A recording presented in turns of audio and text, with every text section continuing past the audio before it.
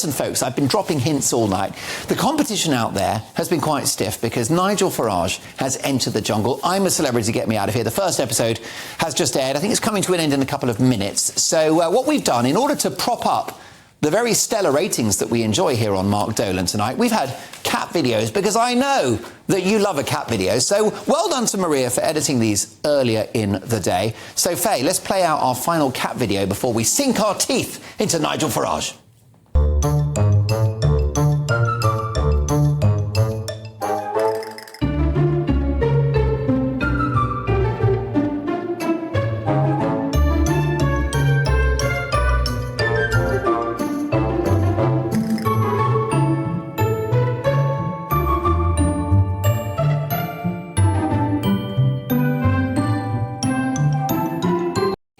There you go. Mark Dolan tonight will always give you the news alternative. Now, Maria, I want you to keep an eye on ITV. Let me know when those closing credits start to roll. In the meantime, let me tell you that before we went on air, yes, I was very busy getting my Take at 10 ready, getting the facts together, getting my opinion sorted, but I did take a few minutes to watch Nigel in action. There is our amazing days. John Sargent, Nigel Nelson, Claire Pearsall, Maria Murphy, my producer, Mescana. And there's me, biting my nails, worried about Nigel. I want him to come across well. What a smart office we got, don't you think? Brilliant stuff. I think also a tweet has gone out from Nigel's official Twitter account. And I think we've got the tweet. When you hear David Cameron is back, hashtag I'm a celeb. Now, let me just say that I have watched a good hour of I'm a Celebrity. That was 9 till 10.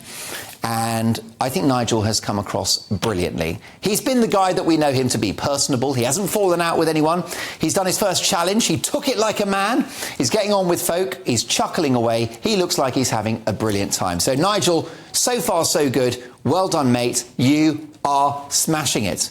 But let's get reaction from three proper experts. Columnist and former UKIP MEP, a man that knows Nigel well, Patrikios.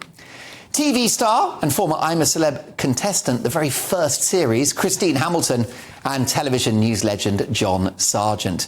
Patrick, first impressions of what you've seen so far from Nigel? Yeah, Mr. Congeniality. I think he's gone in there with the ambition of broadening his base, broadening his appeal, I think with a political ambition still to be bounced into in the new year. And I think, personally, he's likely to be successful. I think Grace Dent and him might not.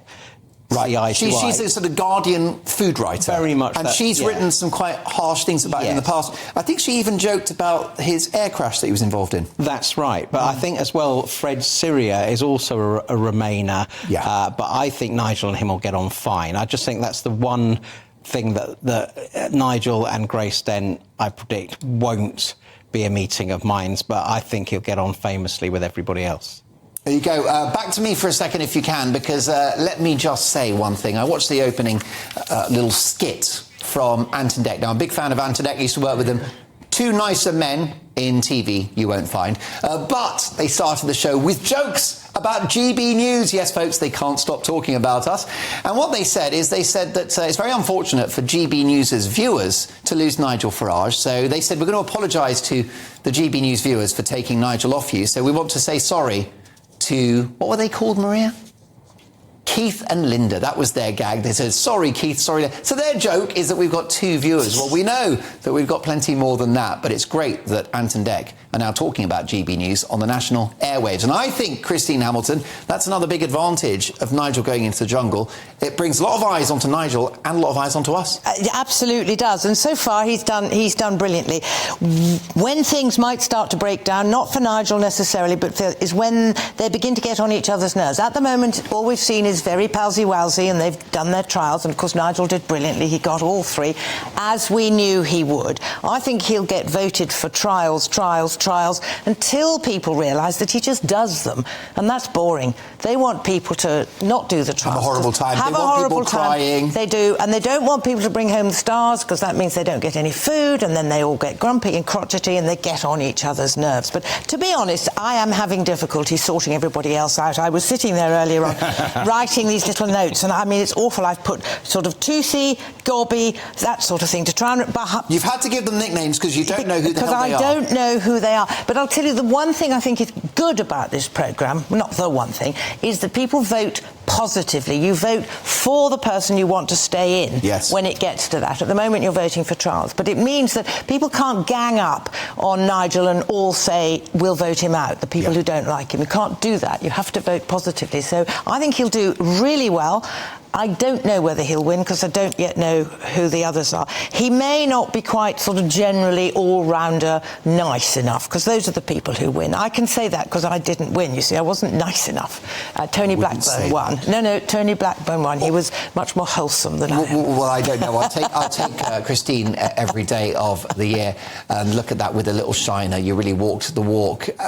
John Sargent, your perception of Nigel's performance so far, his body language, do you think he's enjoying it, or is he already regretting his decision? No, he's not regretting it. Loving it. I think the key point is that what you've got to do on these reality shows, if I can say this, is you've got to take the rules very seriously, but not take yourself seriously. Now, the problem will be is if he really thinks, actually, I'm going to get cross, I don't like this, and show his feelings, and then he's lost the game. So it's not sort of, he knows the rules, he knows exactly what he's meant to be doing, he's meant to be able to laugh at himself, but I think he finds that particularly difficult.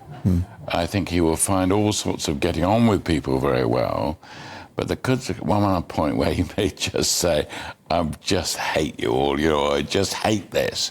And I think you should realise this, or suddenly take himself seriously. Because there comes a point, doesn't there, when I've done a bit of reality TV where you forget you're on television because it's 24/7. Yeah, you do. And you can't disguise who you are for 3 weeks solid, can you? No.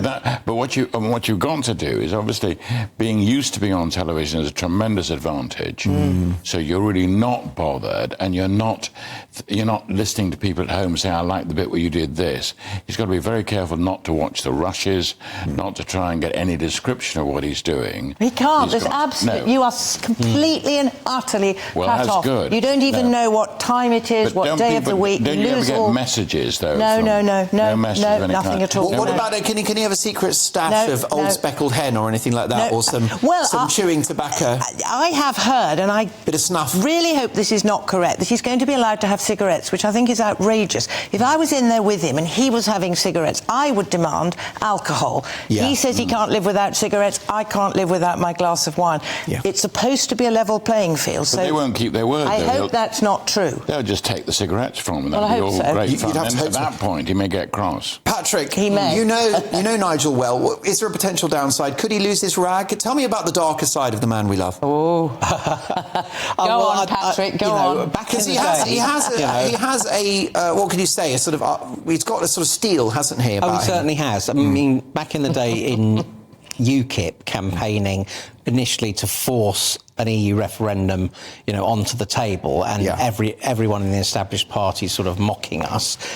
Nigel was as hard as nails, and the saying in the party was, whenever there's a power battle, Nigel always wins, right? And he was very clever when he stood forward, and also if there was a difficult election coming up, he would stand down as party leader and let someone like the great Lord Pearson take the tough election, or Paul Nuttall. So he's very clever at identifying his opportunity. I think he's so interested in the TikTok generation. He went to the Tory conference.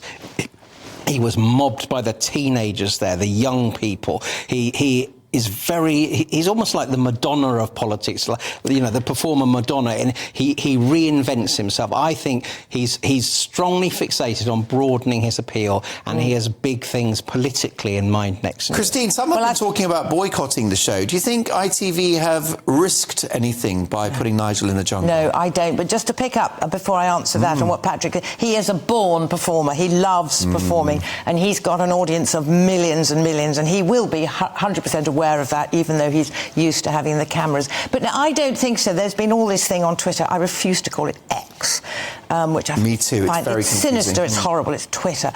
There's a hashtag boycott. I'm a celebrity.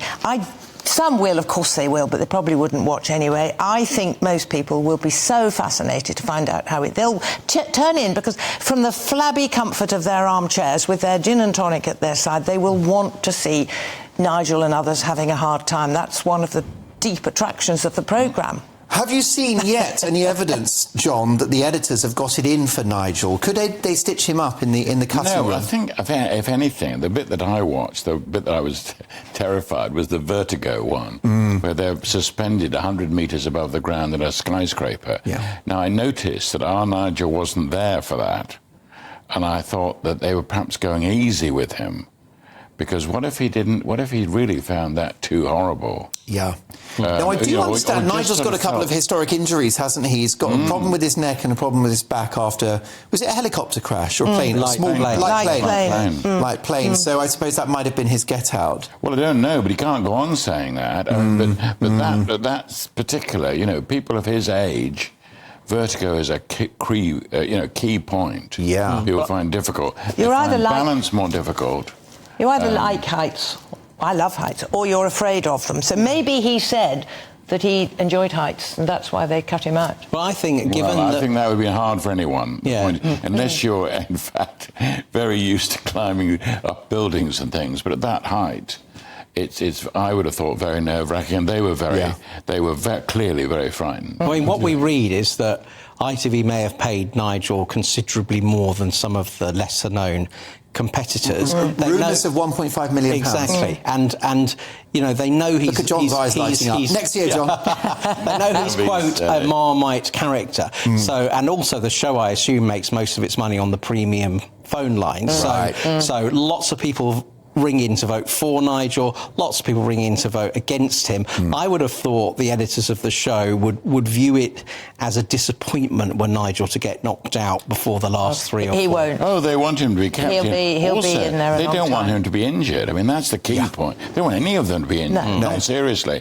So all the snakes and things, any venom You were saying when we were earlier, you said before we came on air that jungle's probably the safest place to be at the moment. Well, it must be incredibly safe. What are the insurance companies doing? If I was insuring them, I'd say, I think I'd be all right. He'll be allowed to do all the snake, creepy, crawly eating trials. The only things he won't be able to do are what you might call the hard physical trials, where you might fall because of his accidents. But he will not be exempt from all the... And the thing that people loathe most of all, I think, are the eating trials. And the audiences at home love those.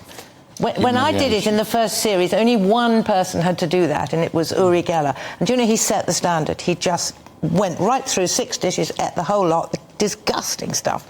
And now they realise that the audience loves that. So now you'll find that almost everybody will have to do that at some stage. Can he win it?